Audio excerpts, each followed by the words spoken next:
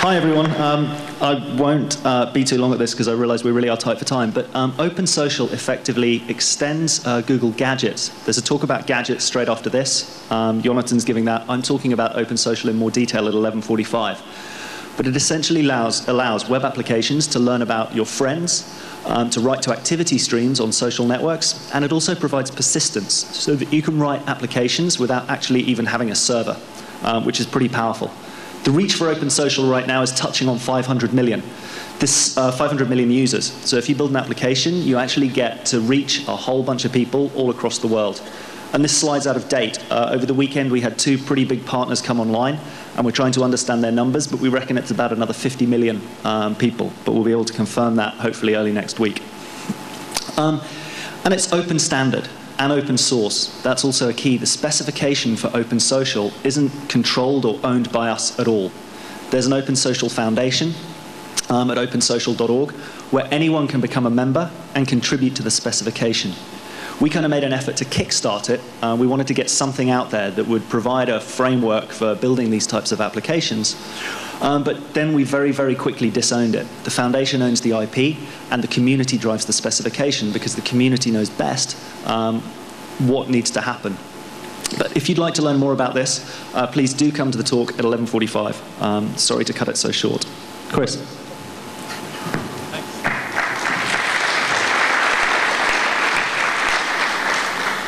He really kept that tight. So that's sort of the long and short of my talk.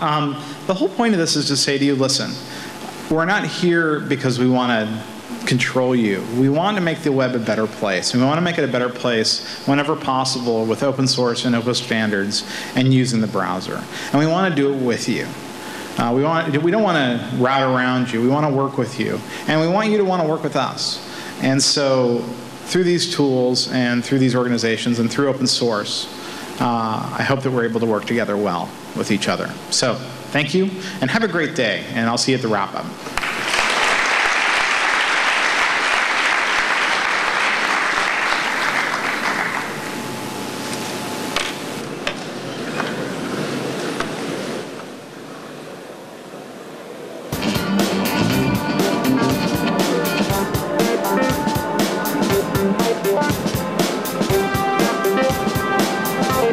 Engineer from the Mountain View office, and I'm pleased to present Chuy Torella, our illustrious developer advocate from the London office.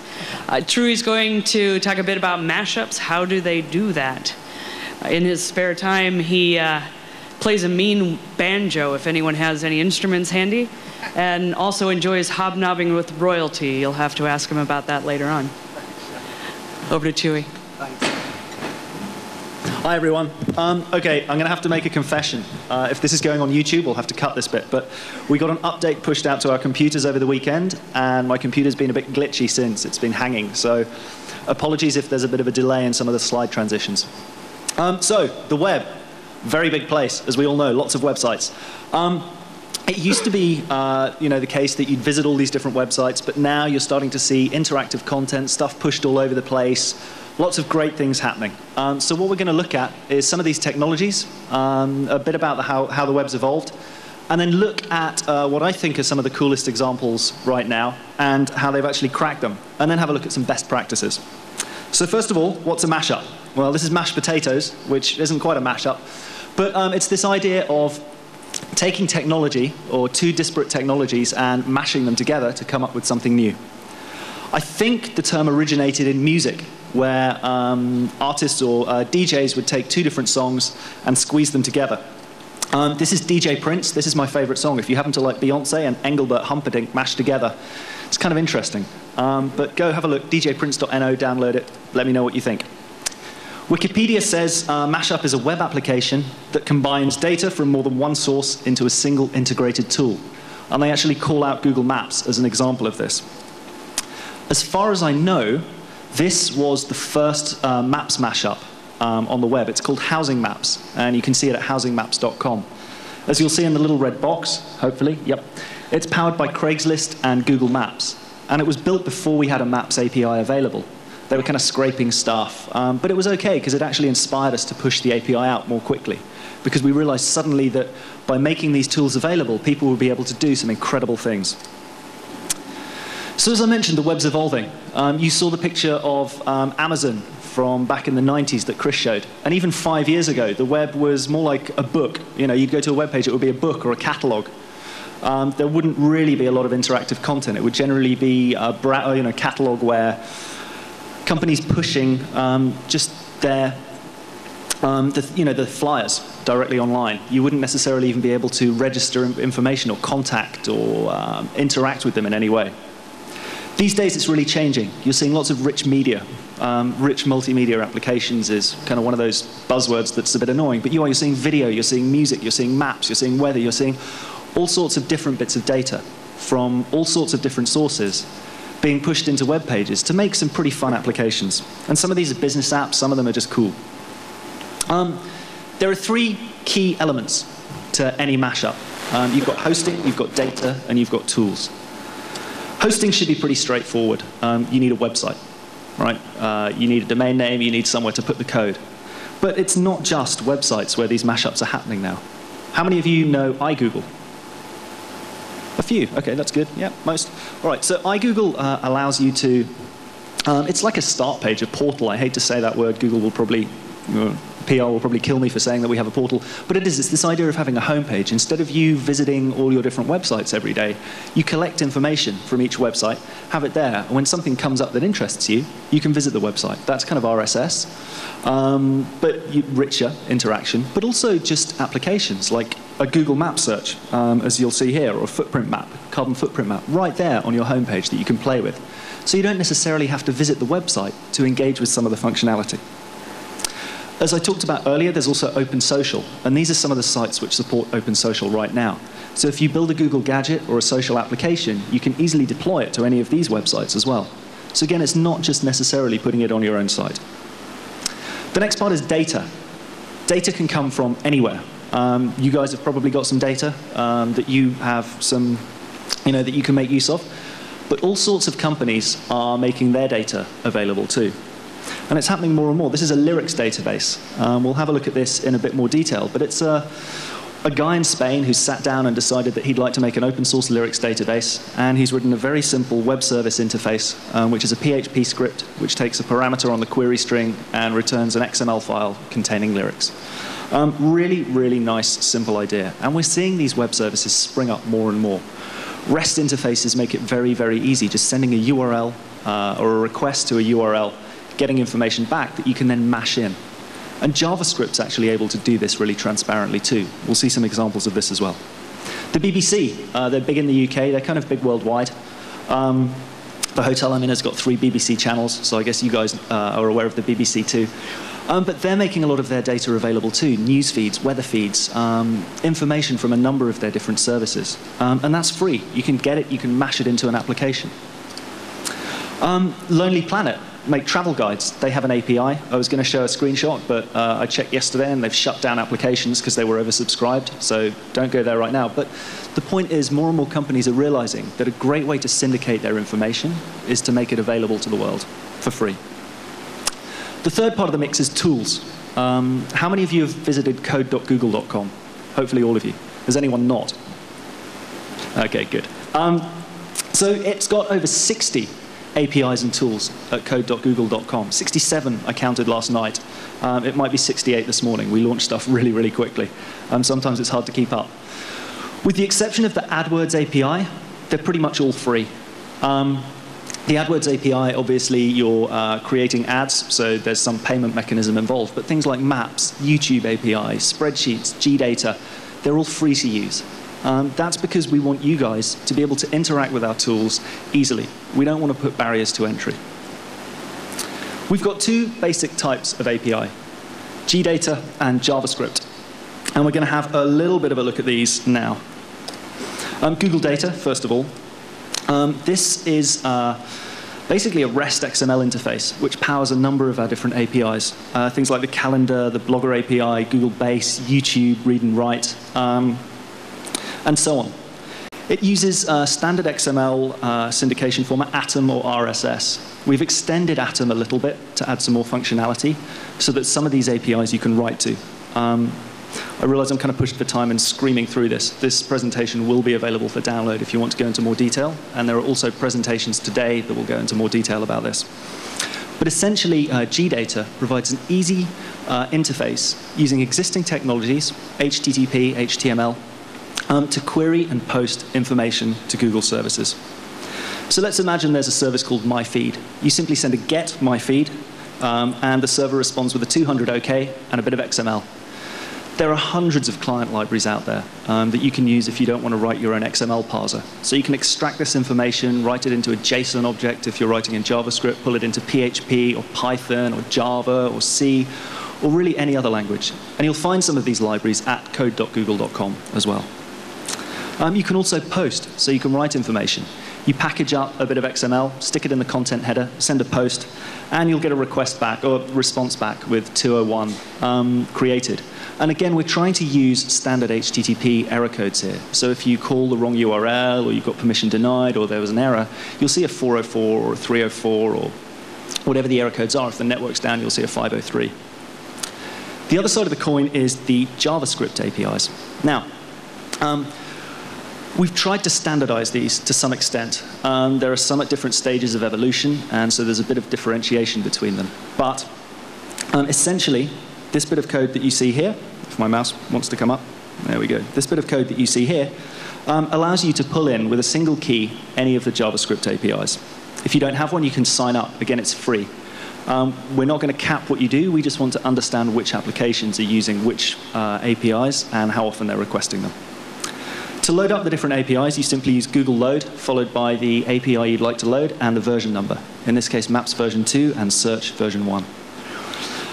And you can use a set on load callback if you don't want to use a body on load or you're operating within a gadget environment that doesn't necessarily have a body tag. Here's a bit of code. I'm not going to make you come up to the front and read it. It's pretty small, I realize. But you can go to code.google.com, cut and paste this into a URL, and it'll just work. And what this will do is add a very simple map to the page and a little search box that users can type in a search, and it'll just display the results in line. Throughout our documentation, we've tried to make it as easy as possible for you to get started. So there are examples covering common usages, introductions, different techniques you might want to use. And a lot of the time, you can just cut and paste this code, get something running, and then kind of hack around with it. Chris mentioned earlier he likes iterative development. You know, kind of you do something, see what it looks like, change it, reload, change it, reload. These are really well suited to that. That's the way I like to develop too. You know, make some changes, does it work? Make some changes, does it work? Gadgets. Jonathan's doing a talk right now on gadgets. If you want to learn about that, he is in Carmel. I won't be upset if you run away.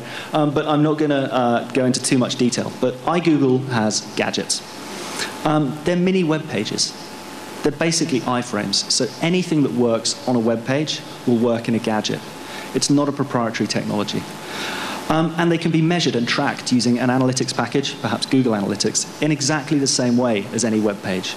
And I'm seeing more and more companies that I meet regarding Gadget View as a real page view. You know, it's a hit to their website, effectively, because they're deploying content that's available on their website. They're using these gadgets to drive traffic. Sometimes it's just, you know, their home page or special offers. Other times it's something that's more configurable. Maybe a bookmark search on eBay that you can just have on your home page, and every time there's something that matches what you're after, you can click, visit the website. It's an opportunity to provide this content, your own content, off-site. And it's also an easy opportunity for others to embed. So gadgets don't just run on iGoogle. We have something called gadgets for your web page. And so if a car company has made a car picture of the day, a blogger who's just started up wants some rich content on their website can take that gadget and, just like a YouTube video, cut and paste a bit of code and add it to their blog or their website. So you can actually get your content syndicated across the web. Right now, we've got about 100,000 sites that are embedding gadgets, and we're serving billions every week. So there really is opportunity out there, and it won't cost you anything. That's the other thing. You'll have XML and content on your website. We'll read it a few times a day. You can control how often we cache it. We'll default to, I think, 2 hours, which means you're never going to get your server taken down if you suddenly go viral and get 40 basquillion requests. We'll take care of that pretty transparently. Opensocial, I'm talking about this afterwards, but it's worth mentioning very quickly now. In my mind, a forum, an internet forum, was the first kind of social network. You had a profile, and you posted, and people interacted, and you went back because there was that social draw. With social networks, the forum has become less important, and your profile page has really become the driver. But I think that's just as more and more people have come online, less geeky like me who like to chat, and more kind of flamboyant and like to show off what they're doing. But social context can provide a really compelling reason to interact. How many people know World of Warcraft? How many people have heard of it? How many people have played it? A few? Okay, essentially all you're doing, I lost 1.5 years of my life to World of Warcraft. I know how addictive it can be. But all you're doing is clicking on a mouse, right? But because of that social compulsion, because of everyone around you, they've got well, not tens of millions, about 10 million users now. And it's that idea that having friends, people you can talk with, interacting with other people online, that's the draw. It can be very, very powerful. Opensocial provides 2 easy interfaces to interact with. It's got a JavaScript API and a REST interface. Again, I'll talk more about this later. The JavaScript API allows you to embed into gadgets. The REST interface allows you to build server-side pages, content for mobile, and so on, basically for browsers which may not support JavaScript. There are some general principles we have whenever we launch a new API. It's got to be open, it's got to be fast, and it's got to be easy. What does that mean? Open, non-proprietary. We don't want to use closed technology. We don't want to use anything that's going to lock you in down the line or force you to learn a new programming language. It's got to be fast for users. The users need to be able to load it quickly. They need to be able to understand how it works almost instantly. If they can't, you've lost them, and it's just, they're not going to engage. And it's got to be easy for us as developers to learn how to use. I don't want to sit here and say, you guys should use this technology, but it's going to take you 9 months to kind of get a handle on it. Google Maps, when I first joined Google about 3 years ago, in fact 3 years next week, Google Maps API was just launching. And they said, well, you need to learn about it because you're going to be talking about it. And I said, oh, okay, how? And they said, well, go to the code.google.com/API/maps website, work through the examples, tell us what you think, because that's how other people are learning. So I booked a meeting room for an afternoon, and within 2 hours, I had a pretty good handle on what the API was capable of. And that's really the key. We want you to be able to pick this stuff up in a matter of hours, not even a matter of days, so that you can really mash it into your website effectively. So, without further ado, let's look at some examples. And this is the point at which my computer falls apart. Yay. There we go. How many of you have seen, or how many of you know about Rickrolling? Anyone? No one? Okay, maybe it's a UK-US thing. The idea is you post a link on an internet forum and redirect to this song by Rick Astley, who was big in the 80s in the UK. But the link purports to be to something else. So you check out my great new webpage, and bang, you've been Rickrolled. Mr. Doob has a website, and he decided that just a simple YouTube video wasn't enough. So he actually did Super HD. And this is 4 YouTube videos working together using the API to control them. And you'll see here if we restart them, you've got all 4 players. He's uploaded a quarter of each video. I won't make you listen to the music, it's painful. But he's got 4 videos with a quarter of each video working together to make this Super HD high-resolution YouTube video. Really, really, really stupid, but actually a really nice idea, and it's a cool example of how to use the API.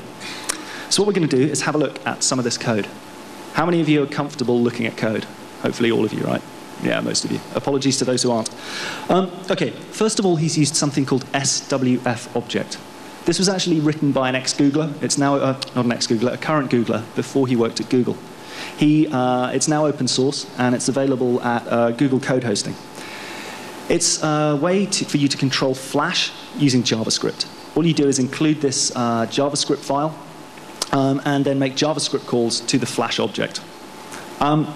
So, how's he done this? First of all, he's got 5 divs on the page, 1 for each player.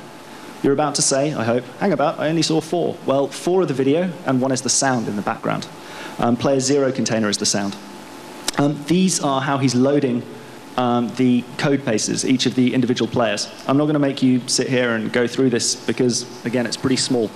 But you can see here, you've got attributes, which are the ID and the name of the player, so the div that it's going to be embedded in.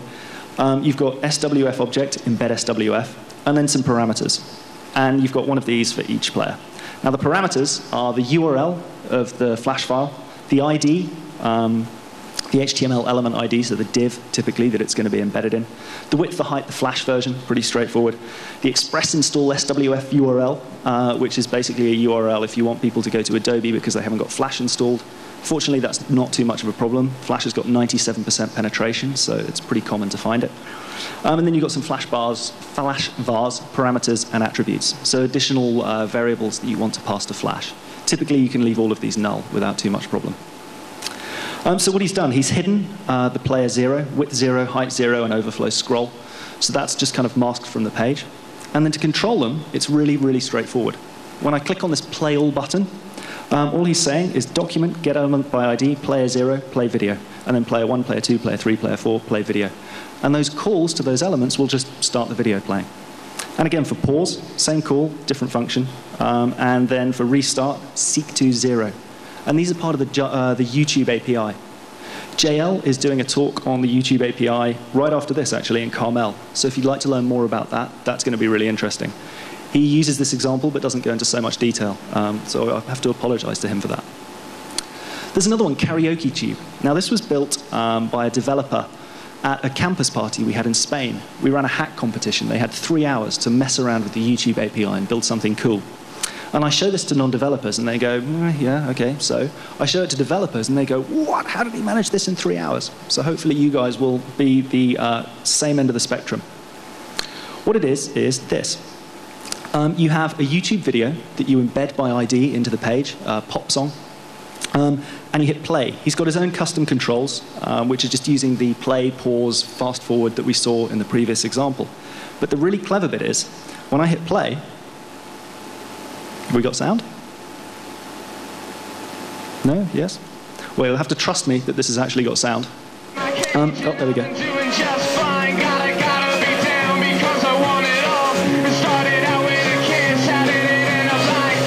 So I don't know how many of you know that song, but hopefully you saw the green text at the bottom popping up as the music goes along.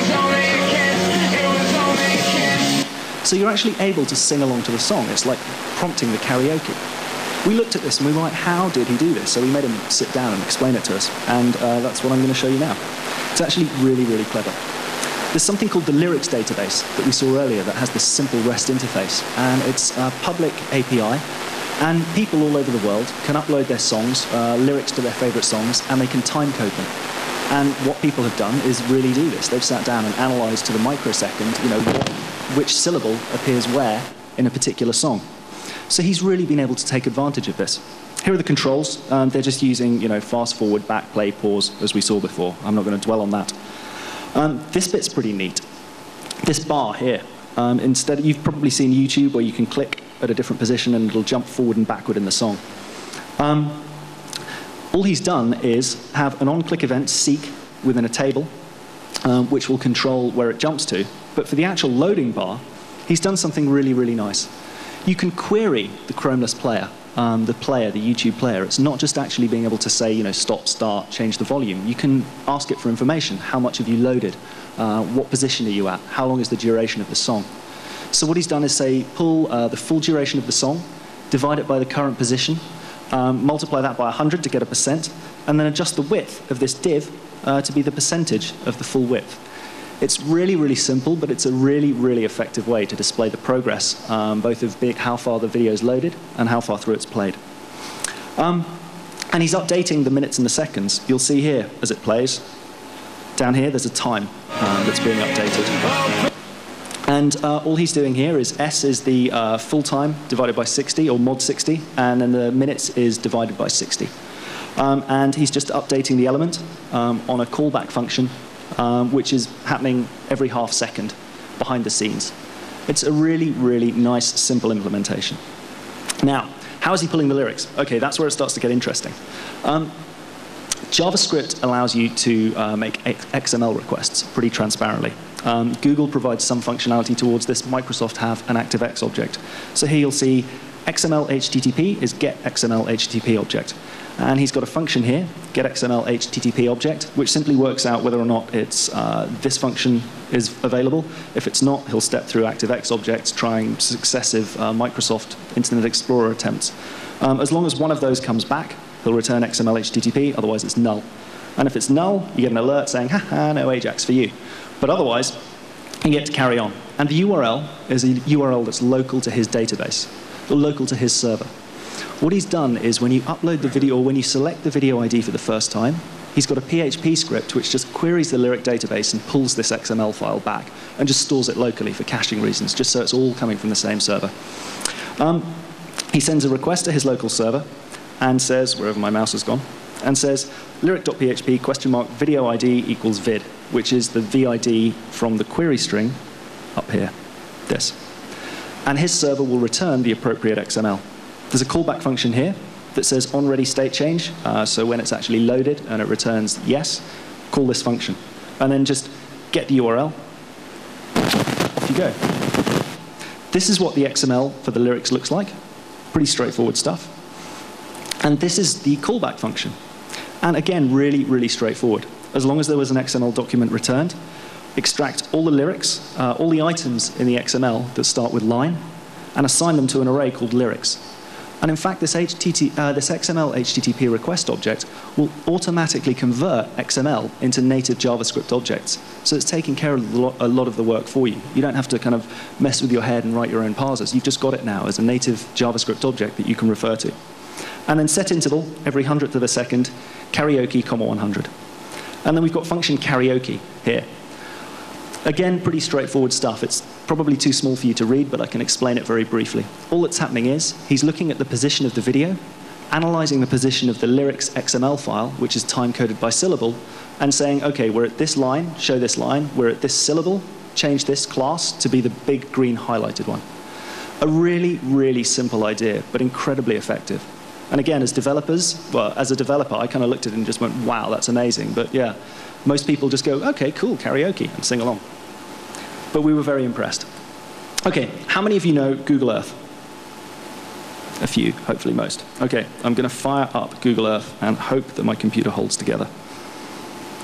There's something called network link in Google Earth. How many of you have built content for Google Earth? Any? A few, OK. So there are two ways to do it. Well, a few, but two main ways. One is to use the built-in Google Earth interface, where you can click this button here and add a place mark, and then you can just manually edit within the Earth interface to create content, and then you can save it and send it to your friends. And that's quite a nice way for non-technical people to interact. The other way is to open Notepad or your favorite text editor or Eclipse or something like that and actually write KML. Now, is this loading? It's having a think. OK, so what FBO Web have done, and I'll jump ahead, I'll show you the example in a minute. What FBO Web have done, but first let's talk about KML, I guess. It's an industry standard XML-based language, and it's used to define geographic information. It's supported by, obviously, Google products like Google Earth, Google Maps. Oh, there we go, Google Earth's loaded. Google Earth, Google Maps for mobile, but also Microsoft recently announced support. I think primarily because they realized not a lot of people were deploying stuff for their proprietary format. And by supporting KML, they suddenly have a wealth more information. NASA Whirlwind also supports it. And at the bottom here, you can't quite see, ArcGIS Explorer, which is another geo browser. I think my computer has had its day. OK, so let's have a look at FBO Web and what they've done. This is all the planes in the air right now, which are inbound to JFK. In real time. And you can zoom in. I'll continue to zoom in if my computer holds together. And you can actually tilt the Earth, which I'll try and do, and you can see how high above they are. And every 60 seconds, it contacts FBO Web again to get a new update, to get the new position of the planes. FBO Web are affiliated with the traffic control system, or the flight control in the States. So this isn't proprietary information. It's not hidden. It's not locked down. It's publicly available. But as an XML file, it's a pretty dry read. I wouldn't wish my worst enemy to go and kind of download this and try and understand where planes are. But when you put it on Google Earth, it suddenly becomes a lot more interesting. You can actually see these flight patterns, where they've gone, the holding patterns that they're at. And you can see them directly suspended above the Earth here. And if you click on them, you'll get a little pin which shows you where they came from. I guess that's probably Oakland, inbound to JFK, the type of plane, the altitude, when it departed, what the ETA is, and so on. And again, publicly available information. You can get it through most inbound airports, but it's a really interesting way to display this. So what have they done? How have they done this? It's actually pretty straightforward. Oh, OK, ArcGIS Explorer. This is very simple KML. You'll see here placemark has a name, has a point, and then you close the tags. That will just put you a very simple tag there. These guys have got a network link. And what this says is, pull the information from this URL on an interval every 62 seconds. Instead of on interval, you can also have on stop. So you can say every time the user stops moving around in Google Earth, make a request. And the network link can send information about where the user's looking. So you can get a snapshot of the view they're looking at and actually return dynamic KML based on that. We saw a game where you had to search for different football stadiums around the world. They'd show a famous footballer and say, what's his home stadium? And when you zoomed in to a certain altitude in the right town, it would play a little song and render a 3D model sent over the wire through the network link of the stadium, and then pop up the next question. And you had to zoom to the next one. So you really can start to add layers of interaction into this. KMZ, which is what's referenced here, is just zipped KML. And in fact, you can change the file extension to .zip and just unzip it like anything else. And in there, you can combine multiple objects. So a KML file, maybe some images, maybe some other information. You may have noticed on Google Earth, FBO Web have their logo up here. So what they've done is embedded the image in the first download so that it doesn't come down over the wire every time and saves bandwidth. Now, this is a zip KML file. Network links only need to return valid KML. And there's a couple of ways you can do this. You can either just have a file on a server, a static KML file that you maybe update manually once a week. You can have a script, so it can be a PHP script or a C script or a Perl script or ASP, anything you like. And you just, instead of returning text/HTML, you return text/KML and then some KML content. And Earth will just read that like it's a KML file that it's downloaded. Or you can have a combination, which is what these guys have done. They have a script which every 30 or 40 seconds runs on their servers, regenerates the KML. And that's just saving cache because this application's become very popular. It used to pull the information dynamically. It would re-request the database every time someone made a connection, and it kind of killed their servers because we put this in our gallery, so they got millions of views. So now they're just deploying this single standard file that's being regenerated on their side. But that's the point. All they have to do is some database queries, spit some answers into a template, you pull this information back, and bang, it's this magical file on Google Earth. It's a really, really nice way to make content. So using network links, you really can create almost anything. As I mentioned, you can push 3D models down there, place marks, lines, any of the objects that you see in Google Earth. There is another way, though, to generate KML. How many of you recognize this? This is Google Spreadsheets. There's a program called Google Earth Outreach. And what this does is charities around the world who want a Google Earth Pro license can apply for one. It's only $400 a year, so it's not that much money, but we'll offer it to them so that they can create very, very rich content very easily. And what we did, or what a very, very clever engineer did, was build this starter spreadsheet. In fact, that I've already opened here. Now, there are some instructions that you might be able to see down at the bottom, and you can work through those. But essentially, you've got this template, which defines the basic colors and look and feel of the KML. So you go in here and you say, OK, so I want my window background to be this, and I want my font color to be that, and I want the title and the name and everything else to be this. And then you start plugging in place marks. So you give them a name and a description, and you can put in a photo and a caption and have links and so on. And then all they've done, using macros, is generate KML on the back end based on the values in the other tabs. So we can have a look at that here. So these are some macros. I'm not an Excel expert, so I'm not going to take you through these or try to explain them. But if you are, you can explore these. But essentially, it's just extracting information from different tabs, combining them together. And then what happens is you can publish this KML here. So you go share, share, publish as a web page, publish now, automatically republish, republish here. Which part? So I just want to display the KML. I'm going to hit more publishing options, because otherwise it's just going to still be an HTML file, and say I want it as text. Generate URL. I've got this URL here. Control-C. And I can put this file here. Oh, not that one. Sorry. Generate URL. Not all sheets. KML only. Generate URL. There we go. I can put this in here. And you'll see, hopefully, it's maybe not so easy to read from there, but this is a valid KML file. And because it's being republished automatically, you can put this URL in as the value of your network link and have someone non-technical simply go in and edit the spreadsheet whenever they want to make changes, and it will automatically be reflected to everyone who's engaged with this content. So there are some really, really nice ways of making it easy for non-technical people to be able to create network links too, without even having to build a content management system or templating or generating your own KML on the fly. We've tried to do a lot of this work for you. How are we doing for time? Okay, 15 minutes. Next, Nestoria. Now, this is a UK site, but one of the great strengths of this, let me just show you here, is the fact that it's got additional information. It's a really simple idea. It's basically housing maps, but for Web 2.0. I hate that phrase, but you'll see what I mean. You've got a number of different properties here. When I mouse over them on the left, you'll see that the icons on the right light up, and similarly, when I mouse over these icons, the properties on the left change. They've got their own custom zoom controls. Again, everything you do in Google Maps is just a JavaScript event. So if you want to zoom, you don't have to use the regular controls. You can have a word on the page that says zoom. You can have your own icons. You can control the look and feel. And they've got the map and satellite buttons here, which they've changed. But that's not what I'm going to dwell on. What I'm going to dwell on is this. So let's say that I'm looking for a house here, and it's important to me that there's a church nearby, or a synagogue.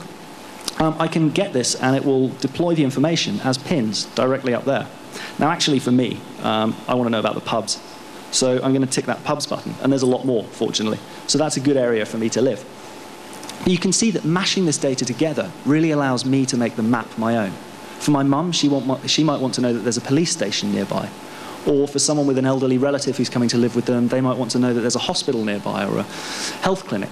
And with all these different options, you can really make this map your own. Now, by doing this, you actually empower the users. You give them the control over your application, and they're going to be more likely to return next time. They're going to want to interact with this a lot more.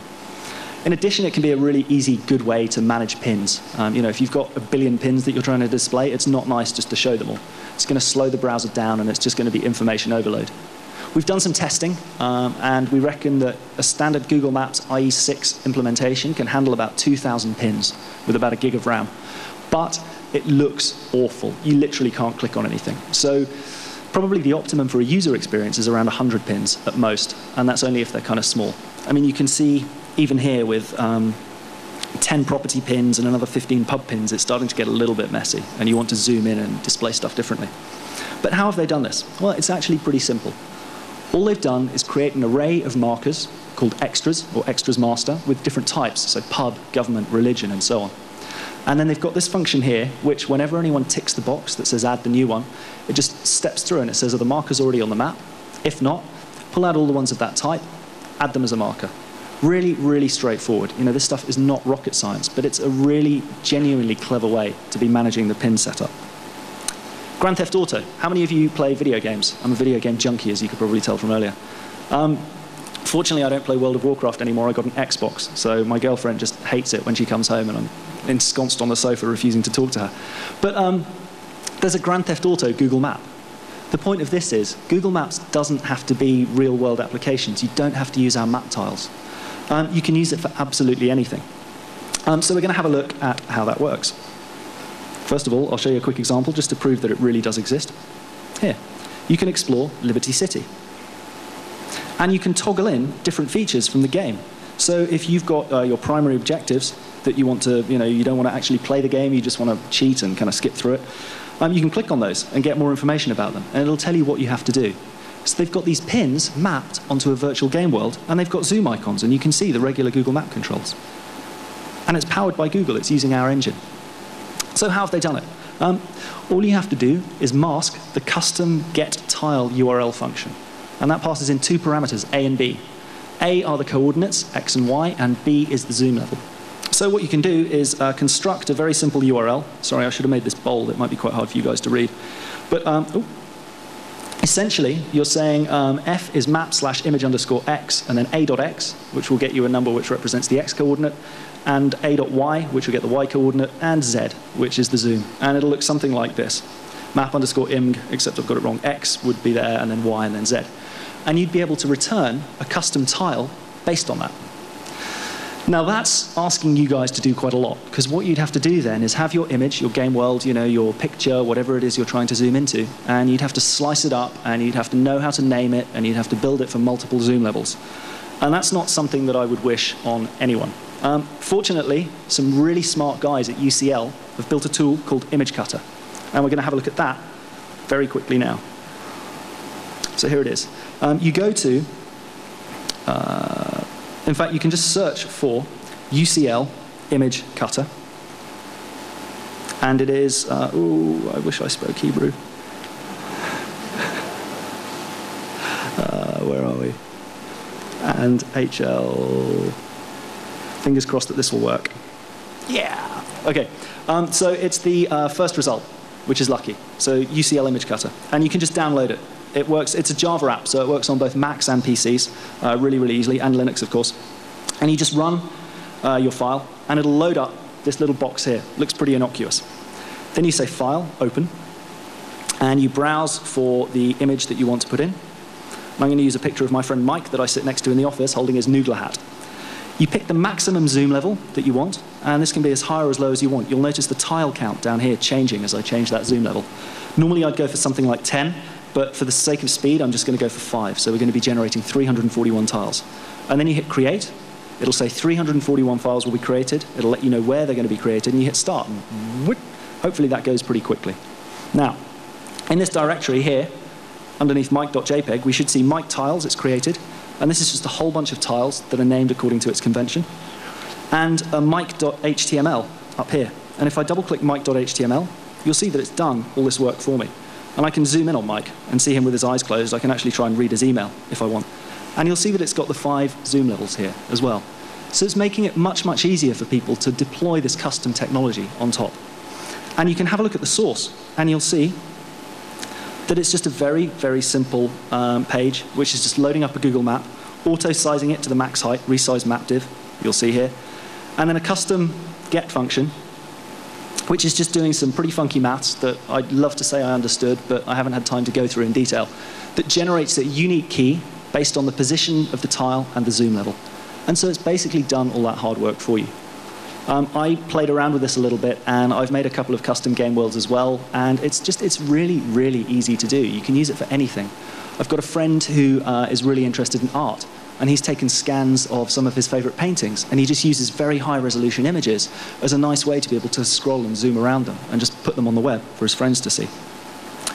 So, what else have we got? Now, remember, 2 things. 1, check for errors. Always check for errors. Never don't check for errors. I can't say this enough. There's nothing worse than something failing. And fail gracefully if there is an error. Don't just collapse. There's nothing worse. There's actually nothing worse than that which crashes badly, right? You don't want users to have a nasty experience because they probably won't come back. What's on the horizon? We've got client location that Chris touched on earlier. We've actually got it directly in the Google Ajax API. But if you want to install Gears 2, there's the geolocation API, which gives a lot more detailed information. But we're starting to see people really use information, geolocation information, within their applications and deliver really customized content based on that. There's one other thing, well, 2 other things, but this is kind of a really important one too. Do cater to the lowest common denominator. I don't know how many of you did maths at school or remember the lowest common denominator formula. I'm not going to make you go through it now. The point is, probably in this room, we're all power users. Put your hands up. Woo.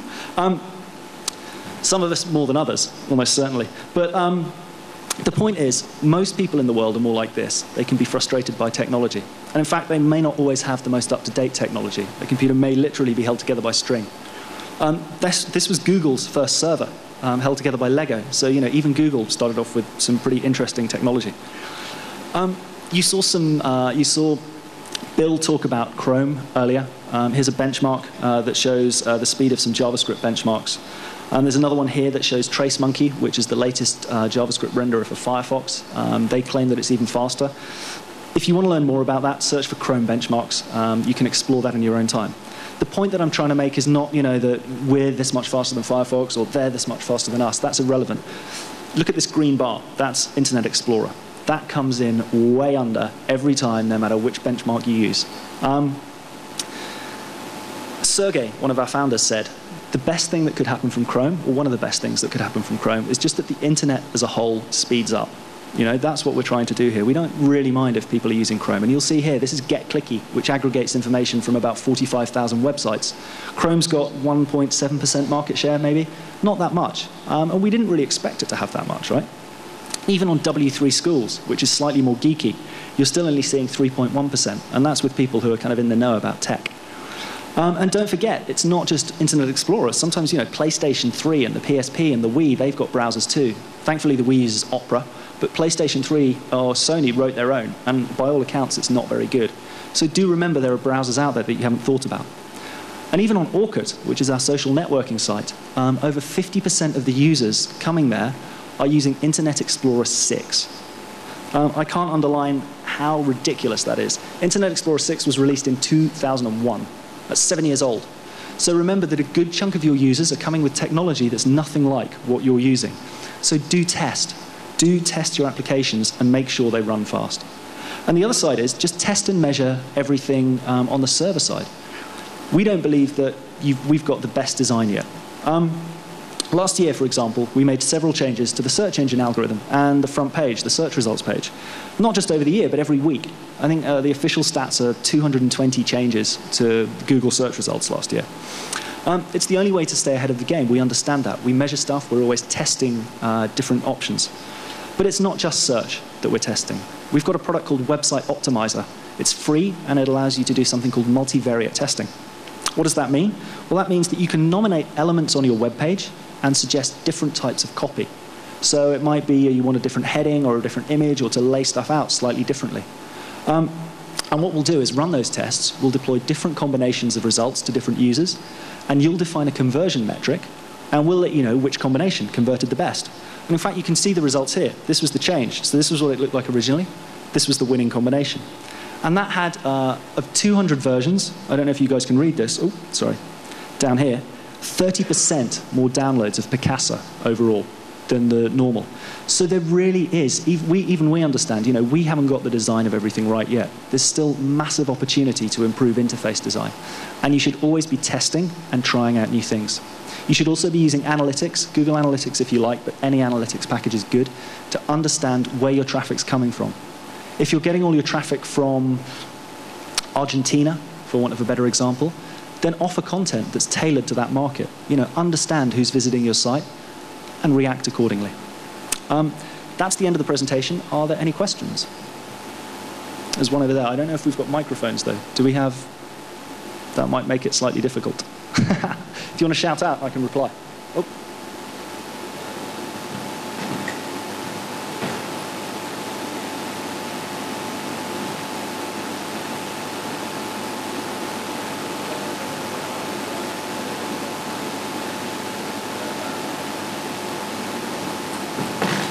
So the question was, I can distill it down into, what about Flash? Why do you guys hate me so much? Basically, well, we've just released I think 3 months ago, we released the Maps API in Flash. So we've got a native Maps API. But also, you've got ActionScript, and certainly ActionScript 3, you can make a lot of JavaScript calls. So you can integrate the JavaScript side pretty easily. You can integrate some of those rich elements directly in. Flash in general, it's kind of a tough call, I agree. There are problems beyond just integrating some of these APIs sometimes. I do a bit of work for the search team, and one of the things that comes up most often is, I've got a Flash site, how can I make sure all my my content is indexed effectively? The best recommendation we can give is to do something like YouTube. And that's not because we own YouTube, but YouTube did this before we bought them. They use Flash just for the very rich elements on the page, and they make sure that the navigation and some of the meta information around is actually displayed in text so that we can read it. And by doing that, you can have kind of rich elements on the page that are in Flash, but also some of the JavaScript APIs embedded alongside. I know it's not a perfect solution, and I know that if your whole site's in Flash, it makes it kind of tough. But you can also leverage some of the data APIs too. So you can actually be pulling information in using XML requests, which Flash will support pretty happily. So I'm sorry the news isn't better. Any other questions? OK, wow. So I've just, I hope that was useful. I've just deployed a lot of information on you. If I've overloaded you or you're just standing there kind of reeling, the presentation will be available for download at the end of the day, I think, or certainly early this week. Thank you very much.